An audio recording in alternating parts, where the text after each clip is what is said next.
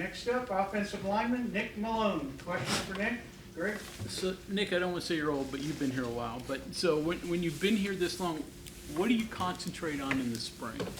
I think it's, especially in the spring, I think it's more the little things. Like you said, I've been here like a good bit, so learning from people. I think starting with Colton McKivitz, watching him from a young age, definitely in the developmental squad, definitely helped me. And then as I've gone through Zach, Doug, Yates, Quay, and Wyatt, I think it's more the little things in spring that can help.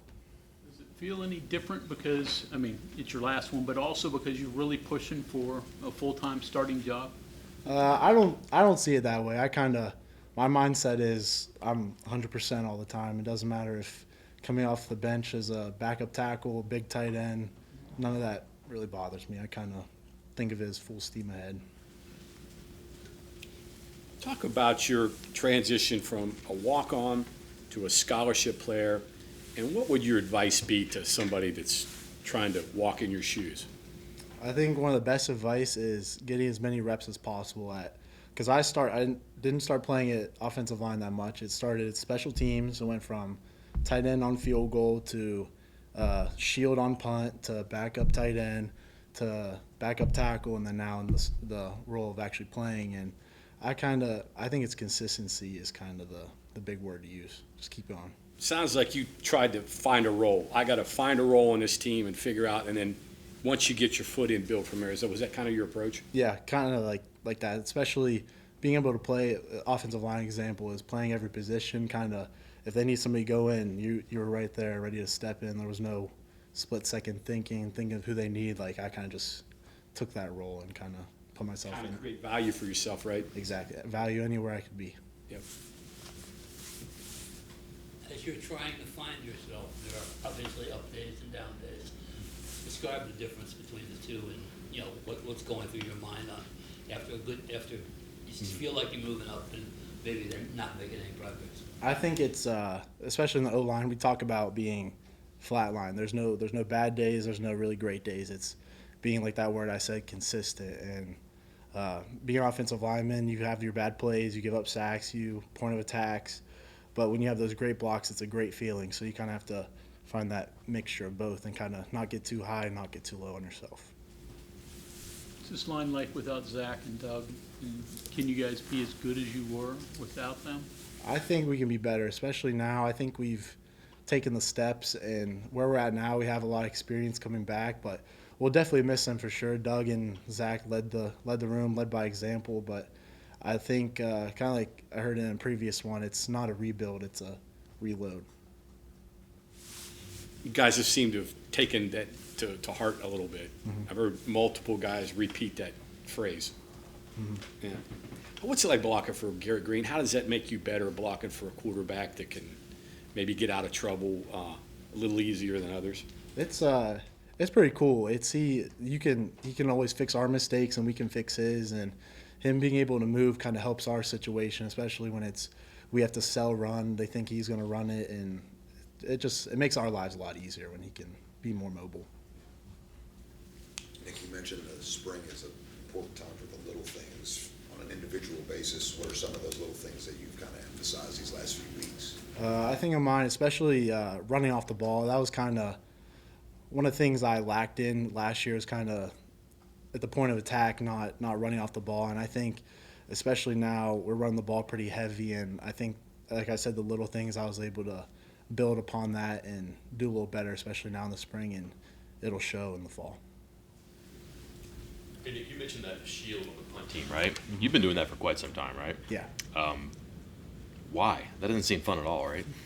Yeah, it's not a pretty position, but like I said at the beginning, it's where my role. I wanted to play. It didn't matter if it was an offensive line, field goal. It didn't really matter to me. I just being on the field as much as possible and doing what I can do to help was kind of my big thing.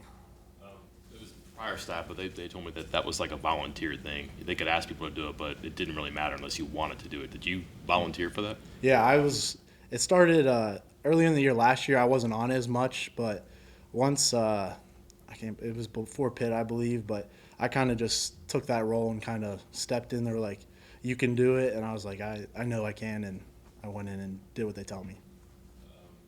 It seems simple. It's probably not, right? Oh. Tell me about some of the adventures back there. If there's high moments, low moments, have you ever been hit with the ball? Have you ever whiffed? Just what do you remember? What would you like to forget about that experience? It's seeing another grown man running full speed at you. It's not very fun, but with our schemes, we're kind of moving around, so they're not able to get a full rush on us. But some of the highlights, it's when you're in the back, you hear the thud of the kick. And some of those moments where you don't hear the thud and it's taken a while, it's like, what's happening? And especially that was Oklahoma State, the rainy game. I'm waiting for Ollie, you hear the kick, and I didn't hear a kick, and I turn around and I see him chasing for the ball. So that was one of the crazy moments. You've played left tackle, right tackle, pretty much everywhere in the offensive line. Does it help to concentrate at just right tackle, one stance, one set of plays, or has it been beneficial that you've played everywhere? I think it's been beneficial to play it all, but I think being able to, especially this year, focus more on right tackle, it's a little bit more helpful. But I think in the grand scheme of things, like knowing what everybody has to do kind of helps my game as well. For one other question here about moving from being a walk-on to a scholarship guy. Was there a person or somebody that you talked to or helped you along the way that kind of helped you understand, okay, this is what I got to do to get where I want to be?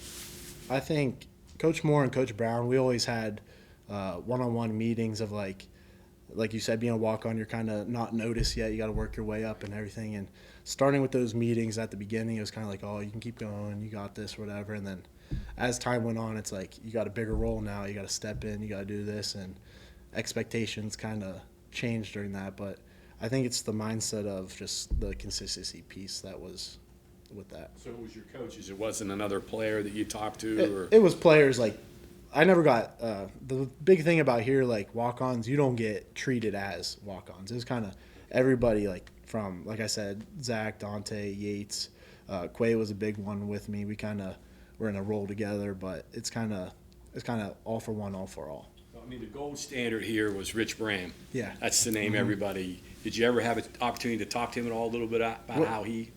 He came every once in a while when Noah Braham was getting recruited. I talked to him every once in a while, and it's when I talked with him, it's kind of like the mindset piece of you got to think, you got to have that chip on your shoulder. Being from West Virginia, being from Morgantown, you have to kind of outdo everybody. So it's kind of the mindset of you got to go. Like just like I belong.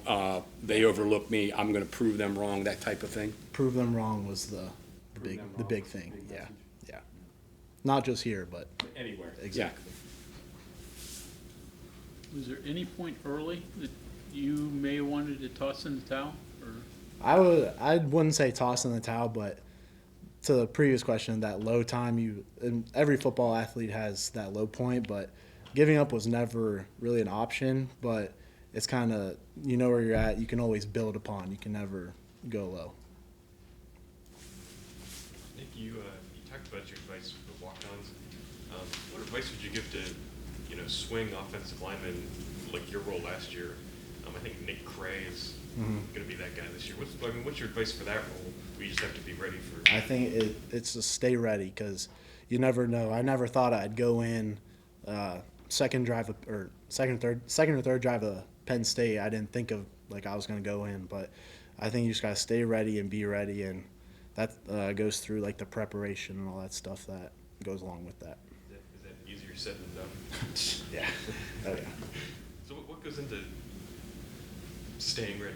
You just have to, and my role is kind of moving back and forth, like each side. So getting reps at right tackle, getting reps at left tackle. It's kind of just knowing what you have to do, what personnel, like it goes back to, like I've said, the little things. You just had to pinpoint those little things, and it makes you stay ready.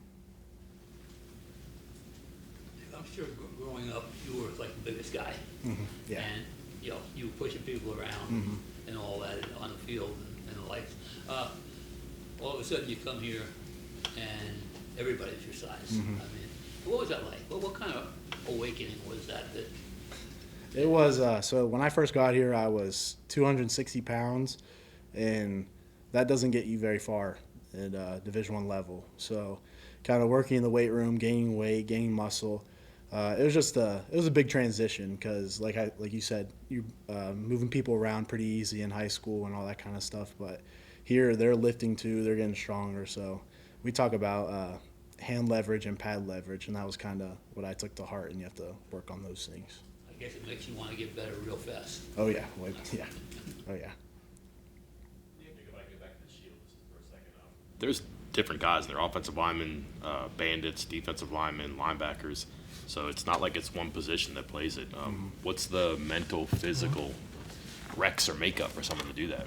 I think it's all about trust because I'm working with Tyron Bradley right now, and kind of it's just knowing him on like a personal level as well. It kind of builds that trust up, and like we know what we have to do, and I think it all goes back to trust because if I don't trust him, I tell the coach, I'm like, I don't know if you can do this very well. And then you mentioned a bad moment. What about a good moment?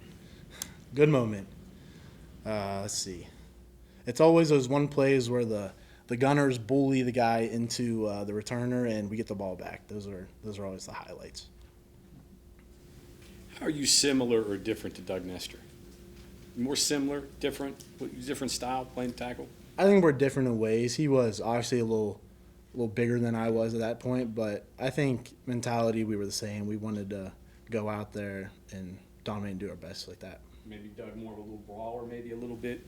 Yeah, I think brawler type. I think it's I could run a little better because I was a little more athletic in that kind of space and all that kind of things. But I think we're different in ways. Yeah, But obviously, you can play the position different ways and still be effective, right? exactly. Yeah.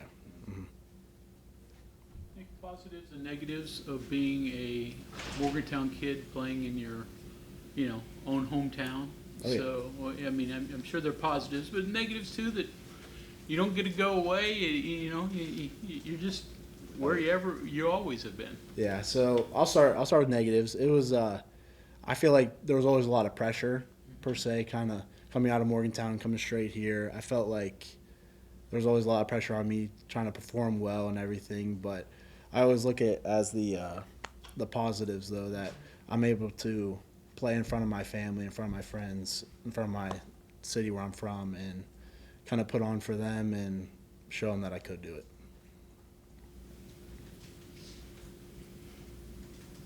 Okay, anything else for Nick? All right, thank you very much. Thank you.